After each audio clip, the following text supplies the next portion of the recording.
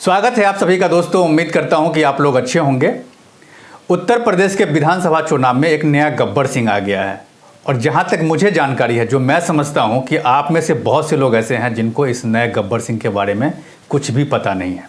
तो आज मैं आप लोगों को यही बताऊंगा कि ये नया गब्बर सिंह कौन है जो उत्तर प्रदेश में चुनाव के बीच में आया है और ये उत्तर प्रदेश के मतदाता से क्या चाहता है, इसी पर मैं आपसे चर्चा करूंगा। लेकिन इससे पहले मैं आपको एक बात बताना चाहूँगा। आपको याद होगा 80 के दशक में बॉलीवुड में एक फिल्म बनी थी शोले, और इस शोले फिल्म में भी एक गब्बर सिंह हुआ करते थे और इस गब्बर सिंह का एक फेमस डायलॉग था, वो भी आप लोगों को पता होगा। जब गब्बर सिंह ये कहता है कि गांव में जब कोई बच्चा रोता है तो माँ कहती है कि सो जा बेटे वरना गब्बर सिंह आ जाएगा। तो आज मैं आपको उत्तर प्रदेश में जो नया गब्बर सिंह आया है इसी के बारे में बताऊंगा कि ये गब्बर सिंह आखिर उत्तर प्रदेश की जनता से, उत्तर प्रदेश के मतदाता से क्या चाहता है।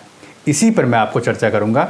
लेकिन सबसे पहले आप गब्बर सिंह से मिल लीजिए। बताता हूं मामला क्या है। आतंकवादी दो तरह के होते हैं। एक वो आतंकवादी होता है जो जनता को डराता है और एक वो आतंकवादी होता है जो भ्रष्टाचारियों को डराता है।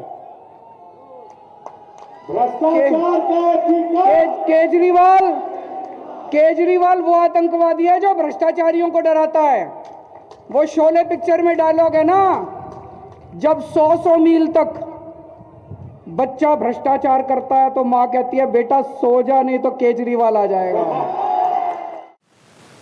देखिए, अरविंद केजरीवाल को कहीं ना कहीं ये जरूर पता है कि उत्तर प्रदेश में उनका जनाधार बिल्कुल भी नहीं है, और जनाधार नहीं है इसीलिए इस तरह की सेंटीमेंट का वो अपने भाषण में उपयोग उन्होंने किया है कि बाकी जितनी भी राजनीतिक पार्टियां हैं आम आदमी पार्टी के अगेंस्ट में है और सभी राजनीतिक पार्टी एकजुट होकर के उनको आतंकी कह रहे हैं।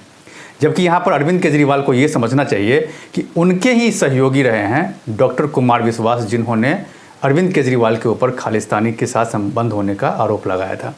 तो इस आरोप पर अरविंद केजरीवाल अभी तक कुछ भी नहीं कहा है, लेकिन गाहे बगाहे वो अपने भाषण के माध्यम से या फिर इनडायरेक्ट वे में वो इस चीज़ का उपयोग ज़रूर करते हैं कि जितनी भी राजनीतिक पार्टियां हैं, आम आदमी पार्टी का जो उभार है उसको देख करके वो अरविंद केजरीवाल को आतंकवादी ठहराने की कोशिश कर रहे हैं। जबकि उत्तर प्रदेश की अगर बात की जाए तो उत्तर प्रदेश में आम आदमी पार्टी का कोई जनाधार नहीं है, उनका किसी भी पार्टी के साथ गठबंधन नहीं हुआ। दूसरी बात अगर देखा जाए तो पंजाब की अगर बात करें तो पंजाब में जितने भी जो राजनीतिक एक्सपर्ट हैं जिनसे मेरी बातचीत हुई है, उनके हिसाब से आम आदमी पार्टी वहाँ भी बहुत अच्छी स्थिति में नहीं है। जब से अरविंद केजरीवाल के ऊपर उनके साथी ने ये आरोप लगाया है कि खालिस्तानियों के साथ उनके संबंध हैं, उसके बाद उनका जो वोटर्स है वो कुछ न कुछ डैमेज हुआ है। और यही वजह है कि अरविंद केजरीवाल चाहते हैं कि किसी तरह से वो लोगों में सेंटीमेंट वाले भाषण को दे करके और लोगों का वोट बैंक जो है वो अपने ओर वो खींचने की कोशिश करें।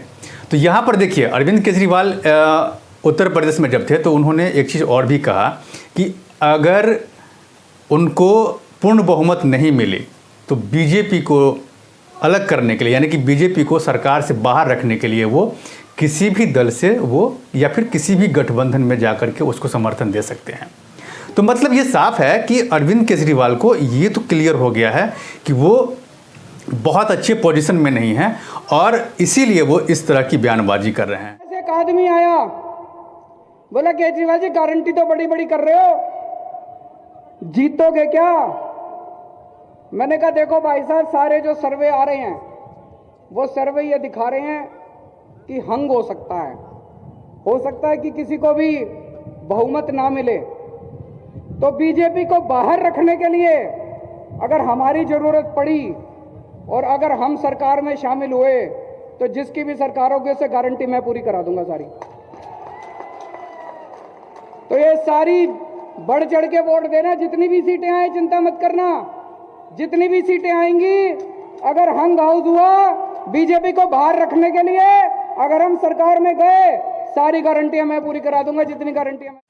देखिए, अरविंद केजरीवाल के ऊपर जो भी आरोप डॉक्टर कुमार विश्वास ने लगाए हैं उस पर तो वो बच नहीं सकते, उनको उस पर जवाब देना होगा और इसका असर जितने भी चरण में चुनाव होगा उत्तर प्रदेश में जो बचे हुए हैं, उन सभी चरण में इसका खामियाजा जो है अरविंद केजरीवाल को उठाना पड़ सकता है। इसमें कोई दो राय नहीं है, क्योंकि ये गंभीर आरोप है और अरविंद केजरीवाल ये समझ रहे हैं कि मतदाता भले उनके साथ आए या ना आए, लेकिन वो पब्लिक के बीच में ये कहने की कोशिश ज़रूर कर रहे हैं कि अगर आम आदमी पार्टी सत्ता से किसी भी तरह से अगर बाहर रहती है तो वो किसी भी गठबंधन के साथ जा सकते हैं सिवाय बीजेपी के। बीजेपी को वो हर संभव बाहर रखने की कोशिश कर रहे हैं, लेकिन बीजेपी को बाहर रखने की जो कोशिश हो रही है तो यहाँ तो ये है कि जो आम आदमी पार्टी को उनके नेता जो हैं उनको इस पर सफाई देनी चाहिए कि आखिर खालिस्तानियों के साथ उनके संबंध हैं या नहीं हैं।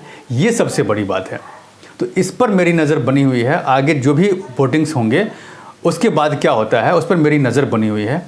और अब तक अगर आपने मेरे इस YouTube चैनल को सब्सक्राइब नहीं किया है तो प्लीज़ इसे सब्सक्राइब कीजिए, लाइक कीजिए और अपनी राय ज़रूर दीजिए कमेंट बॉक्स में। धन्यवाद।